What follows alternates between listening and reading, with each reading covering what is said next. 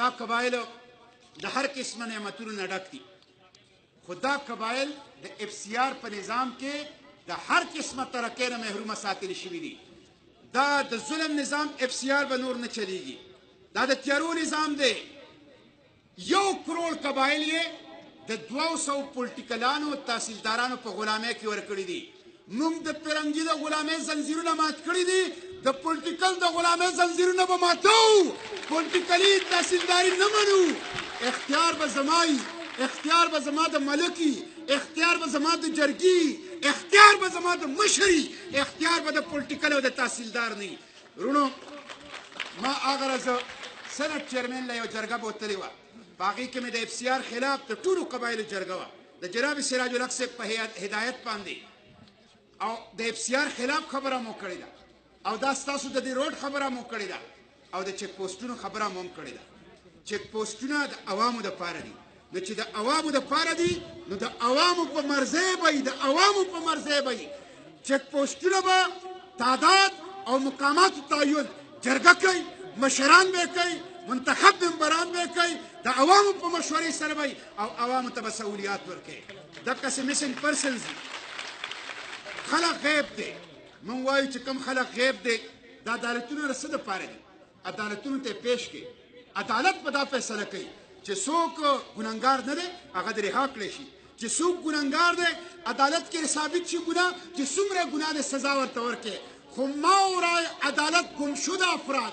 ما ورای عدالت لاپته افراد دا د دستور خلاف ورزي ده د بشري حقوقو خلاف ورزي ده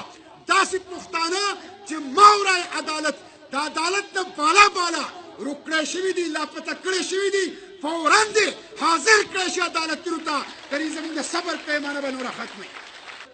دا موبایل سروس دلته نشته دې موبایل سروس د نه کېدو آخر کومه فایده کړې موبایل سروس سیکیورټي سره څه کار دی موبایل سروس خو سہولت دی موبایل سروس خو بنیادي حق دی د دې ځوانانو د دې ځای د ولس مونږ پولیټیکل انتظامیه ته او ګورنر ته دا خبره کوو چې په یو میاشت کې دننه دننه دلته موبایل سروس بحال کړی شي کنې بیا به د عوام راوځي بیا به د ځوانان راوځي او بیا به موږ پخپله دا موبایل سروس بحال کوو ورونو دا د سی پیک خبره دلته کېږي سی پیک د ټولو نه زیات حق پې د دې قبایلو دی د ټولو نه زیات په حق پې د دې قبایلو دی قبایلو قرباني ورکړې د پاکستان دپاره سی پیک سړک نه دی سی پیک کی بجلی ده سی پیک کی گیس دی سی پیک کی موټروے ده سی پیک کې کارخانې دي سی پیک کې امن دی سی پیک کې د ځوانانو لپاره روزګار دی سی پیک چې قبایلو له ور نه کې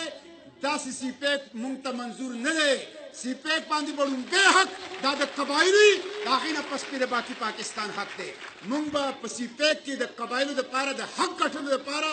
انشاءالله په هر مهال جنګېږو او تر آخري وخت پورې به انشاءالله دا خپل کوشش جاري ساتو یونیورسټي که هغه د هلکانو دا کارغه جینکو ده په دې مومند ایجنسۍ کې د فوري د هلکانو یونیورسټي جدا او د جینکو یونیورسټي جدا قایم کړی شي دا ذهین قوم دی ډېر زیات ذهین قوم دی دې چې تعلیم ورکړی شي دا مومند د ټول پاکستان نه د ټول عالم اسلام قیادت کولی شي خو د تعلیم نه محرومه دي مومند ایجنسۍ کې د زنانو یونیورسټي د هلکانو یونیورسټي دا سوال نه دی دا حق دی او دا د حکومت فرض دی چې د مومند ایجنسۍ ته یې ورکړي